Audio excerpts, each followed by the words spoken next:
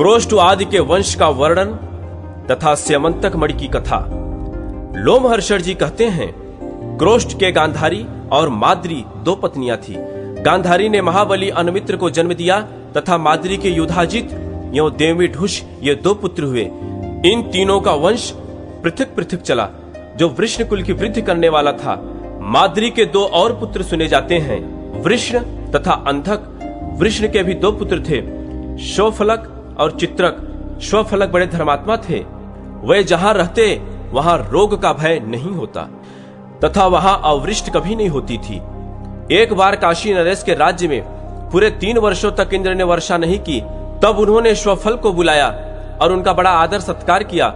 श्वफल के वहां पहुंचते ही इंद्र ने वृष्टि आरंभ कर दी। काशी राज की एक कन्या थी जिसका नाम गांदिनी रखा गया था। वह प्रतिदिन ब्राह्मण को एक गौ दान किया करती थी, इसलिए उसका ऐसा नाम पड़ा था। वह स्वफल को पत्नी के रूप में प्राप्त हुई और उसके गर्भ से अक्रूर का जन्म हुआ, जो दानी, यज्ञकर्ता, वीर, शास्त्रज्ञ, अतिथि प्रेमी तथा अधिक दक्षिणा देने वाले थे। इनके अतिरिक्त उपमदुग, मदुग, मेदुर, अरिमेजय, अविक्षित, आक्षेप, शत्रुघ्न, अरिमर्दन, धर्मधृक, अतिधर्मा, धर्मोक्षा, अंधकरु, आवाह तथा प्रतिवाह नामक पुत्र एवं वरंगाना नामक सुंदर कन्या हुई। अक्रूर के उग्रसेन कन्या सुगात्री के गर्भ से प्रसेन और उपदेव नामक दो पुत्र हुए, जो देवताओं के समान कांतिमान थे।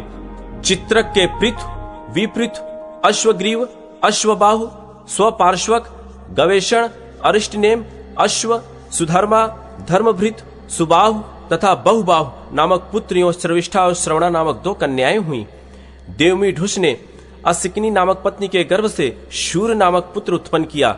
शूर से ही रानी भोजिया के गर्भ से 10 पुत्र उत्पन्न हुए। उनमें सबसे पहले महाबाहु वसुदेव उत्पन्न हुए, जिन्हें आनक दुंदुभि भी कहते हैं। उनके जन्म लेने के बाद देवलोक में दुंदुभियां बजी थी और मृदंगों की गंभीर ध्वनि हुई थी, इसलिए उनका नाम आनक दुंदुभि पड़ गया था। उनके जन्म काल में फूलों की वर्षा भी हुई थी। समस्त मानव लोक में उनके समान रूपवान दूसरा कोई नहीं था। नरश्रेष्ठ वसुदेव की कांति चंद्रमा के समान थी। वसुदेव के बाद क्रमशः देवभाग, देवश्रवा, अनाधृष्ट, कनवक, वत्सवान, ग्रिंजम, श्याम, शमीक और गंडूष उत्पन्न हुए। शूर के 5 सुंदर कन्याएं भी हुई, जिनके नाम इस प्रकार हैं, पृथुकीर्ति, पृथा, श्रुतदेवा, श्रुतशवा तथा राजाधि देवी। ये 5 वीर पुत्रों की जननी हुई। वृष्ण के छोटे पुत्र अनिमित्र से शिन का जन्म हुआ। शिन के पुत्र सत्यक हुए। सत्यक के सात्यकी उत्पन्न हुए, जिनका दूसरा नाम युयुधान था। देवभाग के पुत्र महाभाग उद्धव हुए। गंडूष के कोई पुत्र नहीं था, अतः विश्वक्सेन ने उन्हें अनेक पुत्र दिए। उनके नाम इस प्रकार हैं, चारुदेशन, सुदेशन तथा सर्वलक्षण संपन्न, पांचाल आदि। उन सब में छोटे थे महाबाहु रोकमणे, जो युद्ध में कभी पीछे नहीं हटते थे। कनवक के 2 पुत्र हुए, तंत्रीज और तंत्रिपाल। ग्रिंजम के भी 2 पुत्र थे, वीरु तथा अश्वहनु। श्याम के पुत्र शमीक थे। शमीक राजा हुए, उन्होंने राजसु यज्ञ किया था। उनके पुत्र अजात शत्रु हुए। अब वसुदेव के वीर पुत्रों का वर्णन करूंगा। वृष्ण वंश की अनेक शाखाएं हैं, जो उसका स्मरण करता है उसे कभी अनर्थ की प्राप्त नहीं होती। वसुदेव जी की 14 सुंदर पत्नियां थी। पूर्ववंश की कन्या रोहिणी, मदिरादि, वैशाखी, भद्रा, सुनामनी, सहदेवा, शांति देवा, श्रीदेवी, देवरक्षिता, वृकदेवी, उपदेवी तथा देवकी, यह 12 तो राजकुमारियां थीं और सुतनु तथा बड़वा ये दोनों दासियां थीं। ज्येष्ठ पत्नी रोहिणी ने, जो बाहली की पुत्री थी, वसुदेव जी से ज्येष्ठ पुत्र के रूप में बलराम जी को प्राप्त किया। तत्पश्चात उनके गर्भ से शरण्य, शठ, दुर्दम, दमन, शुभ्र, पिंडारक और उशी नर नामक पुत्र तथा चित्रा नामक कन्या हुई। इसी प्रकार रोहिणी की 9 संतानें थीं। चित्रा ही आगे चलकर सुभद्रा के नाम से विख्यात हुई। वसुदेव के देवकी के गर्भ से महायशस्वी भगवान श्री कृष्ण अवतीर्ण हुए। बलराम के रेवती के गर्भ से निषठ उत्पन्न हुए, जो माता पिता के बड़े लाडले थे। सुभद्रा के अर्जुन के संबंध से महारथी अभिमन्यु उत्पन्न हुआ। वसुदेव जी की परम सौभाग्यशालिनी 7 पत्नियों से जो पुत्र उत्पन्न हुए, उनके नाम बतलाता हूँ, सुनो। शांति देवा के भोज और विजय, सुनामा के वृकदेव और गद तथा त्रिगर्त राजकन्या वृक देवी के महात्मा अगावह नामक पुत्र हुए। क्रोष्ट के एक और पुत्र महायशस्वी ब्रिजवान हुए। उनके पुत्र स्वाही थे। स्वाही के पुत्र राजा उसदुग हुए, जिन्होंने प्रचुर दक्षिणा देने वाले अनेक महायज्ञों का अनुष्ठान किया था। उसदुग के पुत्र चित्ररथ हुए, चित्ररथ के शशबिंदु, शशबिंदु के पृथश्रवा, पृथश्रवा के अंतर, अंतर के सुयज्ञ तथा सुयज्ञ के उशत हुए। उशत का अपने धर्म के प्रति बड़ा आदर था। उशत के पुत्र शिनेव, शिनेव के मरुत, मरुत के कंबलर्भिष, कंबलर्भिष के रुक्मकवच, रुक्मकवच के परजीत तथा परजीत के 5 पुत्र हुए। रुक्मेश, पृथरुक्म, ज्यामग, पालित तथा हरि। पालित और हरि को पिता ने विदेह प्रांत की रक्षा में नियुक्त कर दिया। रुक्मेश पृथरुक्म की सहायता से राजा हुए। इन दोनों भाइयों ने राजा ज्यामग को घर से निकाल दिया। तब वे वन में आश्रम बनाकर रहने लगे। उस समय शांति परायण राजा को ब्राह्मणों ने बहुत कुछ समझाया। तब वे धनुष लेकर रथ पर आरूढ़ हो दूसरे देश में गए। अकेले ही नर्मदा के तट पर जाकर उन्होंने मेकला, मृत्यकावती तथा ऋक्षवान पर्वत को जीतकर शुक्तमती नगरी में निवास किया। यहां से लेना। शैबिया थी, जो पतिव्रता होने के साथ ही बड़ी प्रबल थी। यद्यप राजा को कोई पुत्र नहीं था, तथापि उन्होंने पत्नी के भय से दूसरी स्त्री से विवाह नहीं किया। एक बार किसी युद्ध में विजयी होने पर उन्हें एक कन्या मिली। उसे रथ पर बैठ देख स्त्री ने पूछा, यह कौन है? तब वे डर कर बोले, यह तुम्हारी पुत्रवधू है। यह सुनकर रानी बोली, मेरे तो कोई पुत्र नहीं, फिर यह किसकी पत्नी होने से पुत्रवधू हुई? यह सुनकर ज्यामग ने कहा, तुम्हें जो पुत्र उत्पन्न होगा उसके लिए यह पत्नी प्रस्तुत की गई है। तत्पश्चात रानी शैबिया ने कठोर तपस्या करके एक विदर्भ नामक पुत्र का उत्पन्न किया। उसका विवाह उक्त राजकन्या से हुआ। उसके गर्भ से कृत और कौशिक नामक पुत्र उत्पन्न हुए। वे दोनों बड़े ही शूर तथा युद्ध विशारद थे। उसके बाद विदर्भ के भीम नामक पुत्र हुआ। उसके पुत्र का नाम कुंती हुआ। कुंती से धृष्ट का जन्म हुआ, जो संग्राम में धृष्ट और प्रतापी था। धृष्ट के आवंत, दर्शाह तथा विषहर नामक 3 पुत्र हुए, जो बड़े धर्मात्मा और शूरवीर थे। दर्शाह के व्योमा और व्योमा के पुत्र जीमूत बतलाए जाते हैं। जीमूत के विकृत, विकृत के भीमरथ, भीमरथ के नवरथ और नवरथ के पुत्र दशरथ हुए। दशरथ के पुत्र का नाम शकुनी था। शकुनी से करम तथा करम से देवरात का जन्म हुआ। देवरात के पुत्र देवशत्र, देवशत्र से महायशस्वी वृद्धशत्र हुए। वे देव कुमार के समान कांतिमान थे। इनके सिवा मधुरभाषी राजा मधु का भी जन्म हुआ, जो मधुवंश के प्रवर्तक थे। मधु के उनकी पत्नियां वैदर्भी से नरश्रेष्ठ पुरुद्वान की उत्पत्ति हुई। मधु की दूसरी पत्नी इक्ष्वाक वंशी कन्या थी। उससे सर्वगुण संपन्न सत्वान हुए, जो सात्वत कुल की जो सत्वान से सत्वगुण संपन्ना कौशल्या ने भजमान, देवावृत, अंधक तथा वृष नामक पुत्र उत्पन्न किए। इनके 4 कुल यहाँ विस्तार पूर्वक बतलाए गए हैं। भजमान के 2 स्त्रियां थी। एक का नाम था बाह्यक सृंजयी और दूसरी का नाम था उपबाह्यक सृंजयी। उन दोनों के गर्भ से बहुत से पुत्र उत्पन्न हुए। क्रीम, क्रमण, धृष्ट, शूर तथा पुरंजय ये भजमान के बाह्यक सृंजयी से उत्पन्न हुए पुत्र थे। अयुताजित, सहस्त्राजित, शताजित और दासक ये भजमान द्वारा उपबाह्यक सृंजयी के गर्भ से उत्पन्न हुए पुत्र थे। राजा देवावृत यज्ञ परायण रहते थे। उन्होंने सर्वगुण संपन्न पुत्र होने के उद्देश्य से भारी तपस्या की। तपस्या में संलग्न होकर वे पर्णाशा के जल का आचमन करते थे। सदा ऐसा ही करने के कारण उस नदी ने उनका प्रिय करना चाहा। कल्याण में नरेश देवावृत के अभीष्ट की सिद्धि कैसे हो, इस चिंता में देर तक पड़ी रहने पर पर्णाशा सहसा किसी निश्चय पर न पहुंच सकी। उसे ऐसी कोई स्त्री नहीं मिली जिसके गर्भ से वैसा सुयोग्य पुत्र उत्पन्न हो सके। तब उसने यह निश्चय किया कि मैं स्वयं ही चलकर इनकी सहधर्मिणी बनूंगी। यह विचार कर पर्णाशा ने एक परम सुंदरी कुमारी का रूप धारण करके राजा को पति रूप में वरण किया। राजा ने भी उसकी कामना की। तदनंतर उन उदार बुद्धि नरेश ने भी उसमें एक तेजस्वी गर्भ की स्थापना की। तत्पश्चात 10वें महीने में पर्णाशा ने देवावृत के सर्वगुण संपन्न पुत्र बभ्र को जन्म दिया। इस वंश के विषय में पुराणों के ज्ञाता देवावृत के गुणों का बखान करते हुए निम्नांकित प्रसिद्ध गाथा गान करते हैं। हम जैसे आगे देखते हैं वैसे ही दूर और निकट भी देखते हैं। हमारी दृष्टि में बभ्र सब मनुष्यों में श्रेष्ठ है और देवावृत तो देवताओं के तुल्य है। बभ्र और देवावृत के संपर्क में आकर 1074 मनुष्य अमृत तत्व को प्राप्त हो चुके हैं। बभ्र का वंश बहुत बड़ा था। उसमें सब के सब यज्ञ परायण, महादानी, बुद्धिमान, ब्राह्मण भक्त तथा सदृढ़ आयुध धारण करने वाले थे। मृतकावती पुरी में भोज वंश के क्षत्रिय रहते थे। अंधक से काश की कन्या ने 4 पुत्र प्राप्त किए। कुकुर, भजमान, शशक और बलर्भिष, कुकुर के पुत्र वृष्ट, वृष्ट के कपोतरोमा, कपोतरोमा के तित्तिर और उसके पुनर्वस, पुनर्वस के अभिजीत तथा अभिजीत के आहुक एवं श्राहुक नामक 2 जुड़वा पुत्र हुए। इनके विषय में ऐसी गाथा प्रसिद्ध है। आहुक किशोरावस्था के समान आकृति वाले थे। वे 80 कवच धारण किए हुए अपने श्वेत वर्ण वाले परिवार के साथ पहले यात्रा करते थे, जो भोजवंशी आहुक के दोनों ओर चलते थे। उनमें से कोई ऐसा नहीं था जो पुत्रवान न हो, 100 से कम दान करता हो, 1000 या 100 से कम आयु वाला हो, अशुद्ध कर्म करता हो अथवा यज्ञ न करता हो। भोजवंशी आहुक की पूर्व दिशा में 21,000 हाथी चलते थे, जिन पर सोने चांदी के हौदे कसे होते थे। उत्तर दिशा में उनकी उतनी ही संख्या होती थी। भोजवंशी प्रत्येक भूपाल की भुजा में धनुष की प्रत्यंचा के चिन्ह होते थे। अंधक वासियों ने अपनी बहन आहुकी का विवाह अवंती नरेश से किया था। आहुक के काश्या के गर्भ से देवक और उग्रसेन नामक 2 पुत्र हुए। देवक के 4 पुत्र थे, देवयान, उपदेव, संदेव तथा देवरक्षक।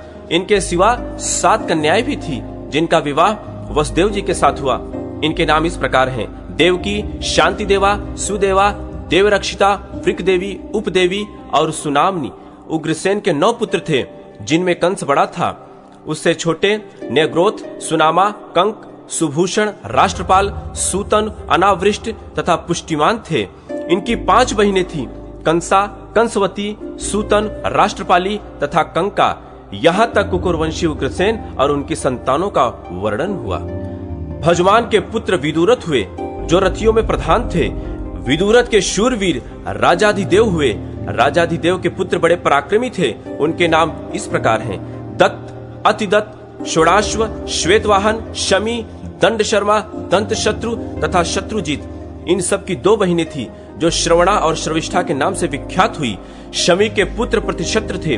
प्रतिशत्र के पुत्र स्वयं भोज, स्वयं भोज से हृदिक, हृदिक के बहुत से पुत्र हुए, जो भयानक पराक्रम करने वाले थे। उनमें कृतवर्मा सबसे ज्येष्ठ, शतधन्वा मध्यम था। शेष भाइयों के नाम इस प्रकार हैं: देवांत, नरांत, भीषक, वैतरण, सुदांत, अतिदांत, निकाश्य और कामदंभक। देवांत के पुत्र विद्वान कंबलर्भिष हुए। उनके 2 पुत्र थे, असमौजा तथा तामसौजा। असमौजा के कोई पुत्र नहीं हुआ। उन्हें सुंदष्ट, सुचारु और कृष्ण ये पुत्र गोद में प्राप्त हुए। इस प्रकार अंधक वंशी क्षत्रियों का वर्णन किया गया। ऊपर कह आए हैं कि क्रोष्ट के 2 पत्नियां थी, गांधारी और माद्री। गांधारी ने महाबली अनमित्र को जन्म दिया और माद्री ने युधाजित को।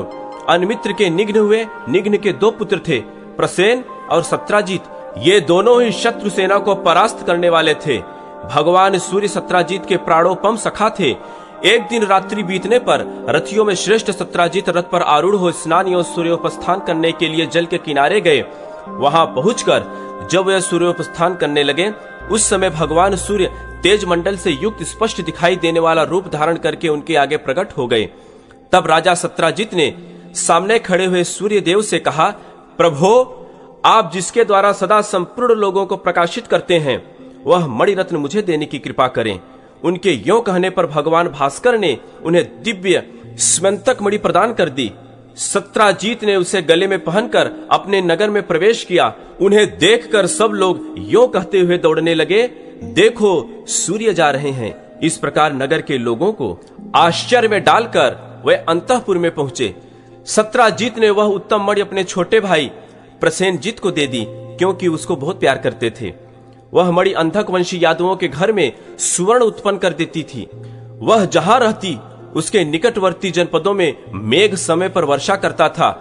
किसी को कोई भय नहीं सताता था, किसी को कोई रोग नहीं सताता था। एक बार भगवान श्री कृष्ण ने प्रसेन के सम्मुख वह स्यमंतक नामक मणिरत्न लेने की इच्छा प्रकट की, किंतु उसे वे नहीं पा सके। समर्थ होने पर भी भगवान ने उसका बलपूर्वक अपहरण नहीं किया। एक दिन प्रसेन उस मणिरत्न से विभूषित हो वन में शिकार खेलने के लिए गए। वहां स्यमंतक के लिए ही एक सिंह के हाथ से मारे गए। सिंह उस मणि को मुख में दबाए भागा जा रहा था। इतने में ही महाबली ऋक्षराज जामवान वहां से आ निकले। वह सिंह को मारकर मणिरत्न ले अपनी गुफा में चले गए। इधर वृष्ण और अंधक वंश के लोग संदेह करने लगे कि हो न हो श्री कृष्ण ने ही मणि के लिए प्रसेन का वध किया है, क्योंकि उन्होंने एक बार वह मणि प्रसेन से मांगी थी। भगवान श्री कृष्ण ने यह कार्य नहीं किया था। तो भी उन पर संदेह किया गया। अतः अपने कलंक का मार्जन करने के लिए वे मणि को ढूंढ लाने की प्रतिज्ञा करके वन में चले गए। कुछ विश्वसनीय पुरुषों के साथ प्रसेन के चरण चिन्हों का पता लगाते हुए वे उस स्थान पर गए जहां प्रसेन शिकार खेल रहे थे। गिरिवर ऋक्षवान तथा उत्तम पर्वत विंध्य पर उनका अन्वेषण करते हुए वे लोग थक गए। अंत में श्री कृष्ण ने एक स्थान पर घोड़े सहित मरे हुए प्रसेन की लाश देखी, किंतु वहां मणि नहीं मिली। तदनंतर थोड़ी ही दूर पर ऋक्ष के द्वारा मारे गए सिंह का शरीर दिखाई पड़ा। ऋक्ष अपने चरण चिन्हों से पहचाना गया। उन्हीं चिन्हों के द्वारा भगवान श्री कृष्ण जामवान की गुफा के द्वार पर पहुंचे। वहां उन्होंने बिल के भीतर से किसी धाय की कही हुई यह वाणी सुनाई दी, मेरे सुकुमार बच्चे, तू मत रो। सिंह ने प्रसेन को मारा और सिंह जामवान के हाथों से मारा गया। अब यह स्यमंतक मणि तेरी ही है। यह आवाज सुनकर भगवान श्री कृष्ण ने उस गुफा के द्वार पर बलराम जी के साथ अन्य यादवों को बिठा दिया और स्वयं उन्होंने गुफा के भीतर प्रवेश किया।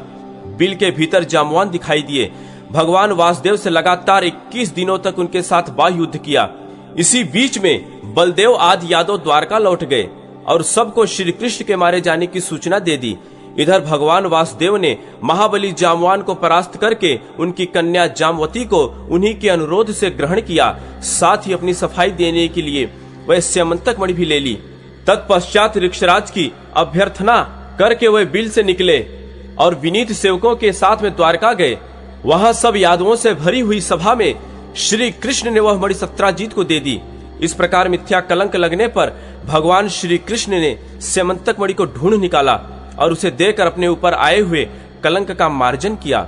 सत्राजीत के 10 पत्नियां थीं। उनके गर्भ से उन्होंने 100 पुत्र प्राप्त किए, जिनमें 3 अधिक प्रसिद्ध थे, भंगकार, वातपति और वसुमेध। सत्राजीत के 3 कन्याएं भी थीं, जो सब दिशाओं में विख्यात थी, सत्यभामा, व्रतनी तथा प्रस्वापिनी। इनमें सत्यभामा सबसे उत्तम थी। उसका विवाह पिता ने श्री कृष्ण के साथ कर दिया। जो भगवान श्री कृष्ण के इस मिथ्या कलंक का श्रवण करता है, उसे मिथ्या कलंक कभी स्पर्श नहीं करते। श्री कृष्ण ने सत्राजीत को स्यमंतक मणि दी। उसका अक्रूर ने भोजवंशी शतधन्वा के द्वारा अपहरण करा दिया। महाबली शतधन्वा सत्राजीत को मारकर वह मणि ले आया तथा अक्रूर को दे दी। अक्रूर ने उस उत्तम रत्न को लेते हुए शतधन्वा से प्रतिज्ञा करा ली कि मेरा नाम न बताना। पिता के मारे जाने पर मनीश्वनी सत्यभामा दुख से आतुर हो उठी और रथ पर आरूढ़ हो वारणाव्रत नगरी में गई। वहां अपने स्वामी श्री कृष्ण को शतधन्वा की सारी करतूतें बतलाकर उनके पास खड़ी हो आंसू बहाने लगी। तब भगवान श्री कृष्ण तुरंत ही द्वारका आ पहुंचे।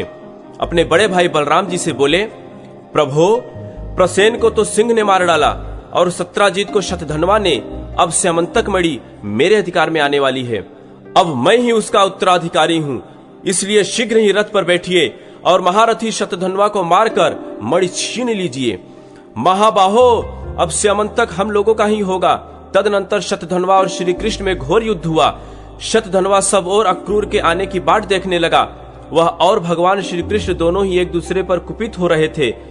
जब अक्रूर ने साथ नहीं दिया, तब शतधन्वा ने भयभीत हो भाग जाने का विचार किया।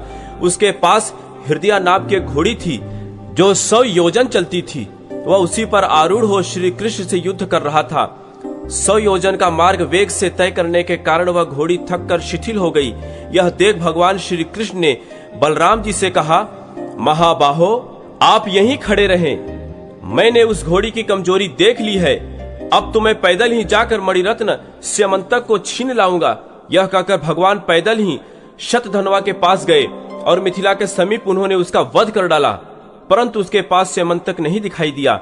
महाबली शतधन्वा को मारकर जब श्री कृष्ण लौटे, तब बलराम जी ने कहा, मणि मुझको दे दो। भगवान श्री कृष्ण ने उत्तर दिया, मणि नहीं मिली। कुछ दिन के बाद नरश्रेष्ठ अक्रूर अंधक वंशी वीरों के साथ द्वारका में लौट आए। भगवान श्री कृष्ण ने योग के द्वारा यह जान लिया कि मणि वास्तव में अक्रूर के पास ही है। तब उन्होंने सभा में बैठकर अक्रूर से कहा, आर्य, मणि श्रेष्ठ स्यमंतक आपके हाथ लग गया है, उसे मुझे दे दीजिए। उसकी प्रतीक्षा में बहुत समय व्यतीत हो चुका है।